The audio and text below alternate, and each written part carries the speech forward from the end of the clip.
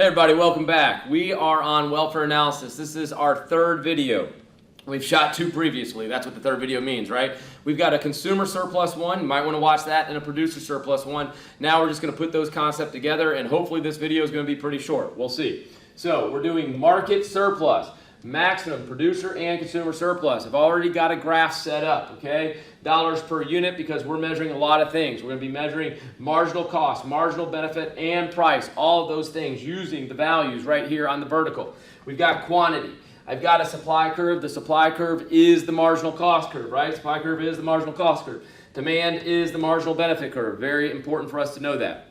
So with all that said, hey, let's go find the price, because the price is going to be important to do surplus, to find the consumer and producer surplus. The market, if left alone, should find a price corresponding to this equilibrium point right there. It's going to find that market clearing price. So let's go ahead and get that marked. Bring that over. Price, equilibrium, price market. So what is that price? That is the price the consumer is going to pay and the producer is going to receive. Let's say that again, because this is very important. When we look at price, it is a bad thing to the consumer. It is what the consumer is giving up. It is their cost, okay? But to the producer, what is price? It is their benefit, right? It is the per unit benefit, the per unit revenue that they're receiving, okay? So price, bad to the consumer, but good benefit to the producer. Keeping that in mind, let's do the consumer surplus. Now, remember, this curve, yes, it's the demand curve, but it's the marginal benefit curve. And when I see this curve as the marginal benefit curve, I like to say think vertically, okay? Here is our marginal benefit for each unit produced. Notice, each unit produced. That's down here on the horizontal. This is our marginal benefit, just like that. Our per unit cost to the consumer, well, that's the price, right? Per unit cost. So what we want to do is do the consumer surplus, the difference between the benefit and the cost. Consumer surplus right there. This triangle.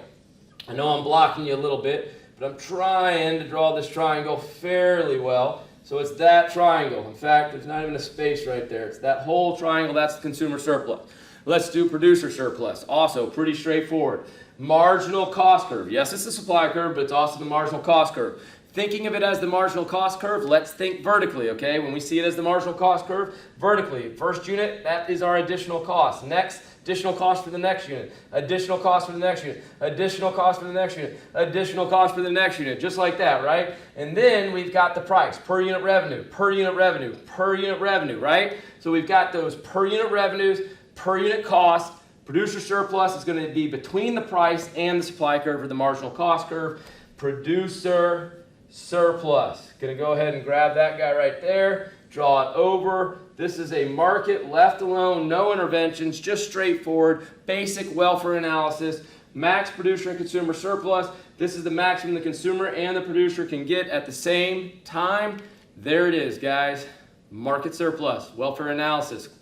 We're going to be using this tool for so many other videos in the future. Thanks for tuning in. We'll see you in that next video.